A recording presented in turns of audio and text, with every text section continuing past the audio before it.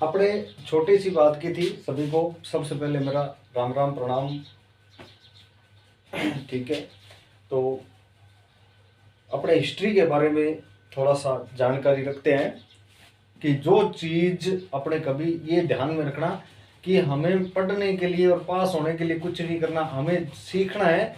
क्योंकि जब अपने सीखेंगे तो ही आगे बढ़ेंगे। सिर्फ पढ़ोगे तो आज तक याद रहेगा, कल नहीं रहेगा। ठीक है, तो अपने हिस्ट्री के बारे में आपको मैं थोड़ा सा बता देता हूँ कि हमारा देश है, मैंने बताया था आपको हिंदुस्तान, इसका नाम कैसे पड़ा? सिंधु नदी के कारण ही इसका नाम, यानी मोसोपोटामिया सभ्यता है ईरान इराक के अंदर। तो वहाँ से जब लोग व्यापार करने के लिए अपने यहाँ आते थे, सिंधु नदी के किनारे जो लोग रहते थे वहाँ जब आते थे तो उनको वो हिंदू बोलते थे और वहीं से इसका नाम हिंदुस्तान पड़ गया। एक नाम इसका हिंदुस्तान था, ठीक है, एक क्या था? आर्यवृंत। क्या था? आर्यवृंत। आर्यवृंत इसका नाम क्यों पड़ा? यानी जो प्राचीन काल के लोग थे उनको क्या बोलते थे? आर्य। आर्य का शाब्दिक अर्थ यानी एक बहुत ही ज्ञानी मनुष्य था, सभ्य मनुष्य। आर्य का मतलब सभ्य मनुष्य और वृंत मतलब रहने का स्थान। जहां सभ्य लोग रहते थे उस स्थान को क्या बोलते थे?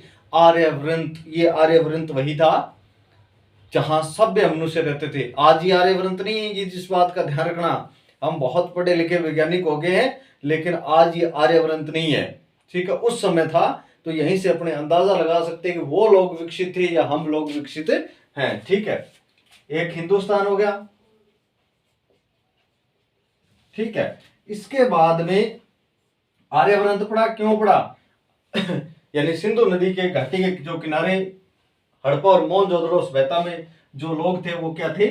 आर्य थे। यानी आर्य का मतलब सभ्य शिक्षित लोग थे और उनके रहने का जो स्थान था उसको क्या बोला गया? आर्यवृंत। इसके बाद में इसको सोने की चिड़िया भी कहा जाता था। क्या कहा जाता था? सोने की चिड़िया। क्यों कहा जाता था? क्योंकि यहाँ का जो भूभाग था वो बहुत उपजाऊ था, यानी बहुत धन धान्य था, इसीलिए इसको सोने की चिड़िया भी कहा जाता था। इसके बाद में इसका नाम था भारत। यानी एक राजा था भरत। क्या नाम था? भरत। और उसी के नाम पर इसका नाम भारत पड़ा। अब ध्यान रखिए, ये भरत कौन था? ये राम का भाई जो भरत था वो नहीं था। आपको इस बात से भली भांति मैं आपको परिचित करवा देता हूं। आपने कहानी सुनी होगी क्योंकि हिस्ट्री एक कहानी है और कहानी को एक रोचक तरीके से पढ़ने का आनंद ही कुछ अलग है। कि एक बार की बात है, एक राजा था उसके 3 पुत्रियां थी। कितनी पुत्रियां थी? 3। तो एक दिन राजा बैठे बैठे एक पुत्री को बुलाया। उसने कहा कि आप किसके भाग्य का खाती हो? अब उस लड़के ने कहा कि पिताजी हम तो आपके भाग्य का खाते हैं। राजा बड़ा प्रसन्न हुआ। उसने दूसरे को बुलाया, दूसरी ने भी वही जवाब दिया। लेकिन जब अपने सबसे छोटी और तीसरी पुत्री को बुलाया तो उसने कहा मैं तो अपने भाग्य का खाती हूँ। राजा बड़ा क्रोधित हुआ कि खाना मेरे घर से मिलता है, सब कुछ मेरे घर से मिलता है और ये अपने भाग्य का खाती है, मैं देखता हूँ उसका भाग्य। तो उसने क्या किया? अपने नौकरों को आदेश दे दिया कि आप जंगल में जाओ और आपको जो भी मिले उसको पकड़ के ले आओ, इसकी शादी करूंगा मैं और उसके बाद देखेंगे किसके भाग्य का खाती है।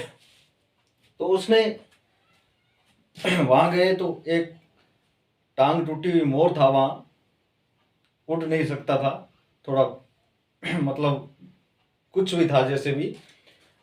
नौकर उसको पकड़ के ले आए और राजा के समक्ष पेश कर दिया। राजा ने उसकी शादी उससे कर दी। उसकी शादी जब कर दी तो वो अपने मोर को लेकर जंगलों में चली गई और उसने एक बहुत ही भयानक तपस्या की शिव महाराज की। तो शिव जब प्रकट हुए तो उन्होंने कहा बोल पुत्री क्या चाहिए? तो उसने कहा कि ये जो मोर है इसको मनुष्य बनाना है। तो शिव ने जब जैसे ही अपना हाथ उठाया उसको आशीर्वाद देने के लिए तो वो लड़की बोली रुक जाओ, अभी नहीं, पहले पूरी बात सुनो। इसको एक चक्रवर्ती सम्राट बनाना है लेकिन पंखों के निशान इसके रहने चाहिए। तो उसी समय उसको एक मनुष्य का रूप दिया गया और उसने बाद में क्या किया? एक चक्रवर्ती सम्राट बनाए। अब यहां इस बात का ध्यान रखोगे कि वो कितना महान शासक था, जिसका नाम था मयूर ध्वज या मयूर सेन या मयूर शर्मा, कई नामों से उसको पुकारा जाता है क्योंकि वो मयूर से बना था, इसीलिए उसका नाम भी यही था। 18 बार अश्वमेध यज्ञ किए थे उसने, यानी अपने जिन महान राजाओं के बारे में पढ़ते हैं उनसे एक भी नहीं हुआ कि कृष्ण भगवान थे लेकिन एक भी अश्वमेध यज्ञ नहीं कर पाए, राम भी पूरा नहीं कर पाए, लेकिन उन्होंने 18 बार अश्वमेध यज्ञ किए, 18 बार चक्रवर्ती सम्राट बना वो। कि जब वो एक दिन अश्वमेध के यज्ञ के दौरान जब वो एक युद्ध से आ रहा था, तो उसकी लड़की ने पूछा कि आज कौन से राजा को जीत के लाए, तो उसने कहा जी फलाने फलाने राजा को मैं पकड़ के लाया हूं। तो उसने कहा अब मेरे को उनसे मिलना है। अब राजा के समझ में नहीं आया ये उनसे क्यों मिलना चाहती है।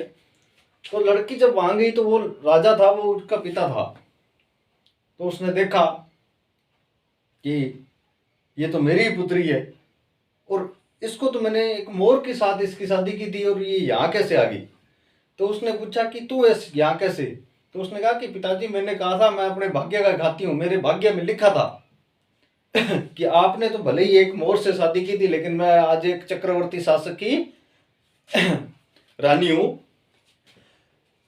तो उसने कहा ऐसे कैसे संभव है। तो उसने उस राजा को कहा कि आप कपड़े उतारो। तो उसने कपड़े उतारा तो पीछे मोर के पंख के निशान छुड़वाए थे उसने कि ये वही मोर है, इसने मैंने अपनी तपस्या तप के कारण एक चक्रवर्ती सम्राट बना दिया। तो उसी चक्रवर्ती सम्राट यानी मयूर सेन शर्मा की पुत्री थी, जिसने एक लकड़हारे से शादी की थी, सत्यवान से। सत्यवान से शादी की। तो सत्यवान जो था एक लकड़हारा था कि उसके पिता को पंडित ने जब मुहूर्त में देखा तो उसने कहा कि ये शादी के 21वें दिन मर जाएगा। लेकिन वो लड़की की सोच के देखो कि जिसकी माँ इतनी तपस्वी रही हो तो उसकी बेटी में भी तो गुण आएंगे ही। तो तभी एक कहावत है कि अगर बेटी अच्छी होती है तो माँ को शाबाशी, और बेटी गलत हो जाती तो माँ को ठीक है। तो उसी स्थिति के अंदर कि जब उस लड़की की शादी हुई तो वो दिन गिनने लगी, 21वें दिन आया तो सत्यवान लकड़ी काटने गया। तो उसने कहा रुक जाओ। वो नहीं माना कि वो लकड़ी नहीं काटेगा तो खाएगा क्या। तो वो उसके पीछे पीछे चल पड़ी, क्योंकि वो भी तपस्वी थी। जैसे पेड़ काटा, पेड़ उसके ऊपर गिरा। यमराज आया उसको लेने के लिए, तो उसने हाथ पकड़ लिया कि मैं इसको ले जाने नहीं दूंगी। तो यमराज ने कहा मेरे को ले जाना पड़ेगा, टाइम हो गया इसका। अब बहुत समय तक दोनों में बहस चलती रही। आखिरकार यमराज ने कह दिया कि तेरे को जो चाहिए वो मांग ले, लेकिन इसके सांस मत मांगना। तो पूरा उलझा लिया उसको। तो यमराज से वो उसने पहला प्रश्न किया कि मेरे सास ससुर अंधे हैं, उनकी आंखें आनी चाहिए। तो यमराज ने कह दिया तथास्तु। उसने कहा मेरे सास ससुर पहले राजा, मेरा ससुर राजा था, उनका राजपाट छीन लिया गया। किसके द्वारा? उसी के पिता के द्वारा छीना गया था कि वो उसको वापस मिल जाए। तो उसने कह दिया तथास्तु। अब उसने कहा मेरे सास ससुर के 100 पोते पोती हो। उसने कह दिया तथास्तु। तथास्तु कहते उसने कहा अब छोड़ दे। तो उसने कहा कि इसको मैं क्यों छोड़ूं। तो उसने कहा कि इसके बिना पोते पोती होंगे कहां से। तो यमराज भी उसके आगे चकरा गया और आखिरकार उसको जीवन दान देना पड़ा। वही सत्यवान सावित्री थी जिसके एक लड़का हुआ जिसका नाम था दुष्यंत। नाम सुना होगा आपने, राजा दुष्यंत। शकुंतला और दुष्यंत की कहानी बहुत प्रसिद्ध है। तो उसी के एक लड़का, दुष्यंत के एक लड़का हुआ जिसका नाम था भरत। क्या था? भरत। और इसी भरत के नाम पर हमारे देश का नाम क्या पड़ा था? भारत पड़ा था। कि राजा भरत भी चक्रवर्ती सम्राट थे। कि पहले जो चक्रवर्ती सम्राट बनते थे वो हिमालय की एक शिला थी, उस पर अपना नाम अंकित करके आते थे। कि जब राजा भरत चक्रवर्ती सम्राट बना तो बड़ा प्रश्न हुआ कि पता नहीं मैंने क्या कर दिया। लेकिन जब वो उस शिला पर नाम लिखने के लिए गया तो इसको एक नाम मिटाने की आवश्यकता पड़ी, यानी उस पर इतने नाम लिखे थे। वहां जाकर उसने देखा कि मैंने तो कुछ किया ही नहीं, मेरे से पहले तो इतने लोग चक्रवर्ती सम्राट बन गए, मेरे लिए कोई नई बात नहीं थी। और उसी राजा के नाम पर अपने देश का नाम रखा गया भारत। ठीक है। इसी भारत के राजा शांतनु हुआ और आगे भीष्म पितामह जैसे महान योद्धा हुए, और कौरव पांडव यानी 100 पोते पोती का जो वरदान मिला था, आगे कौरव और पांडव हुए थे। ठीक है, ये थी अपने भारत की कहानी की भारत के कितने नाम है। एक नाम आर्यवर्त, हिंदुस्तान, ठीक है, सोने की चिड़िया और भारत। और एक और आपको मैं बता देता हूं, एक नाम बीच में और भी पुकारा जाता था, जिसको अपने अगर आज ध्यान में रखे तो बड़े दुख की बात है, विश्व गुरु। क्या? विश्व गुरु। विश्व गुरु यानी विश्व का गुरु, कि आज अपने इस बात को यहां मान सकते हैं और अपने को मानना पड़ेगा कि आज हम पढ़ाई करने के लिए कहां जाते हैं, विदेशों में पढ़ने के लिए जाते हैं। भारत में वो पढ़ाई नहीं मिलती, लेकिन पहले के लोग भारत में पढ़ने आते थे, यानी तक्षशिला जैसे विश्वविद्यालय थे, तो लोग यहाँ पढ़ने आया करते थे, हम लोग नहीं जाते थे। उस समय ये विश्व गुरु था, और सारी चीज जो थी कहाँ दी गई है, भारत से दी गई है। आज जिस मोबाइल को आप चला रहे हो, वो मोबाइल किसी विदेशों की देन नहीं है, वो भी भारत की देन है। कभी आप हिस्ट्री उठाकर पढ़ना, गंभीर रूप से किसी की लिखी हुई नहीं, उन ग्रंथों को पढ़ना, आपको अपने आप पता चल जाएगा। अपने सिर्फ ठीक है जी, ये किसकी पुस्तक ली हुई, ये फलानी जी सर की लिखी हुई है, उठाई और उसको पढ़ ली। ये किसकी लिखी हुई है, फलाने सर की लिखी हुई है, उसको उठाई और पढ़ ली। वो कहाँ से लिखते हैं, वो वहां तक्षशिला गए थे लिखने के लिए, उन्होंने भी किताबों से उठा के छाप दिया। आपने कभी नाम सुना होगा आर्यभट्ट, नाम सुना होगा ना, आर्यभट्ट यानी एक राजा था चंद्रगुप्त द्वितीय, जिसके दरबार में नवरत्न थे, जैसे कालिदास जैसे, वराह मिहिर जैसे, ठीक है, सुश्रुत जैसे। उसमें एक आर्यभट्ट भी था कि उसने एक पुस्तक ली थी आर्यभट्टिका। आर्यभट्टिका संस्कृत में लिखा गया एक ग्रंथ है, ठीक है। तो अब सबसे बड़ी बात है कि आप हिस्ट्री उठाना कि उस समय चीनी यात्री फायहान भारत आया था, हवेन सांग आया था। कभी हिस्ट्री पढ़ना, उस समय आया था जब आर्यभट्ट ने वो पुस्तक लिखी थी, ठीक है। उन्होंने दौरे किए थे भारत के अंदर।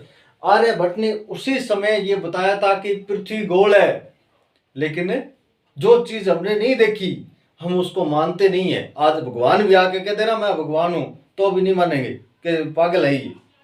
उसी प्रकार आर्यभट्ट ने उस समय बताया कि पृथ्वी गोल है, तो लोगों ने उसका मजाक उड़ाया, पागल हो गए ये। क्यों? क्योंकि लोग ये कहने लगे कि अगर पृथ्वी गोल है तो हम लुढ़कते क्यों नहीं।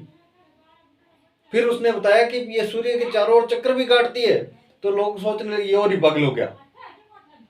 उस समय आर्यभट्ट ने इस बात को भी बताया था कि 19वीं सदी से 21वीं सदी के बीच में सफर करने के जो साधन है वो इतने इतने हो जाएंगे कि हम जो घंटों में दूरी तय करते हैं वो सेकंडों में हो जाएगी। उस समय एक ऐसा वायरलेस बिना तार का श्रवण यंत्र होगा, यानी बातचीत करने का, जिससे लोग बात भी करेंगे बिना तार का। आप बिना तार के यंत्र से वाकिफ हो, सारा दिन हाथ में लेकर रखते हो।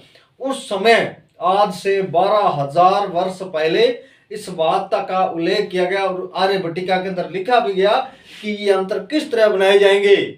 जिस आदमी ने इतना दिमाग लगाया है उसने ये लिखा है कि किस तरह बनाया जाएगा। तो उस समय विदेशी यात्री भारत में आए और उन्होंने उस संस्कृत सीखी और उसको पढ़ा और उन्होंने आविष्कार कर दिया। उस समय भारत विश्व गुरु था। तो आप इन चीजों से वाकिफ हो के ध्यान रखो कि हम कितने के प्रगतिशील है और हमने कितने की प्रगति कर ली। और वो बंदर है, कहते ना हमारे पूर्वज बंदर थे, वो बंदर थे। हम तो बहुत अच्छे साक्ष्य मनुष्य हैं, साधारण, यानी अकेला कि जब उन्होंने धोती पहनी सीखी थी तब हमने पैंट जाके पहनी है। तो भारत के बारे में हम ये इतना थोड़ा बहुत जानेंगे कि ये पहले सबसे पहले आप ध्यान रखोगे कि भारत के जो नाम है, हिंदुस्तान, आर्यवर्त, सोने की चिड़िया, भारत, विश्व गुरु, ये नाम क्यों पड़े थे, जिसके बारे में मैंने आपको अच्छे तरीके से उल्लेख बता दिया गया है। तो वीडियो को like, subscribe, bell icon button दबा देना, शेयर कर देना ज़्यादा से ज़्यादा। इसके पैसे नहीं लगते, पैसे लगते हैं वो तो आप कर लेते हो, फ्री वाला भी कर लिया करो।